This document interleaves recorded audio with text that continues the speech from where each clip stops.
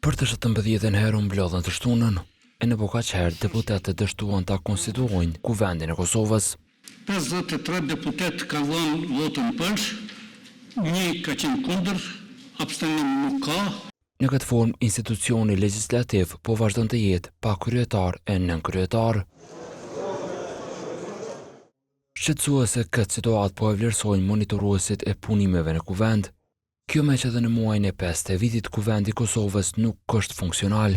Meqense se jemi me 3 muaj vonesë në zgjedhjen e kryetarit dhe nënkryetarët të Kuvendit, dhe rezultati është i tillë që nuk po duket që kanë pas zgjedhje në kuptimin e zhbllokimit të situatës së zgjedhjes së kryetarit, atëherë nerisht mund ta cilësojmë që kjo periudhë e vonesave që po shkaktohen, e zvarritjeve e këtij ngërçit politik mund na çojë deri në përfundim të vitit mbase dhe të mos kemi aktivitet legislativ e mbikëqyrës e të themi ashtu funksionalitet normal të jetës parlamentare në Kosovë. Vullnet Bukaçku nga KDI thotë se në mungesë të konstituimit të Kuvendit, pasojat po i vuajnë qytetarët.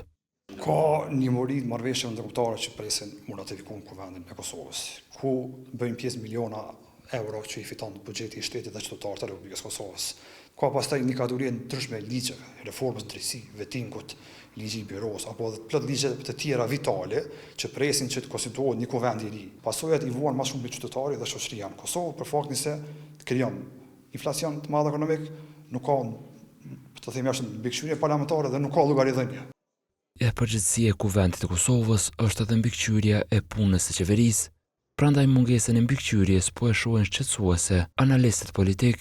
Kompetencat thelbësore të një kryeministri në detyrë janë vetëm të ruajë mirëmbajtjen e angazhimeve të qeverisë në çështje të cilat kanë ngel pa u përfunduar dhe nuk ka asnjë kompetencë që të bëjë veprime të reja. Për rrjedhoi tani po ushtron detyrën e një njeriu i cili bën vetëm përkujtime me gjithë respektin që duhet bëhen këto, mirë po sikur Kosova nuk ka asnjë problematik tjetër dhe po merret edhe me çështjen në sa të fundit me Eurovisionin. Deputetët do të mblidhen sërish të hënën në tentimin e 18 për konstituimin e Kuvendit. Shihemi në 19 në orën 10:30.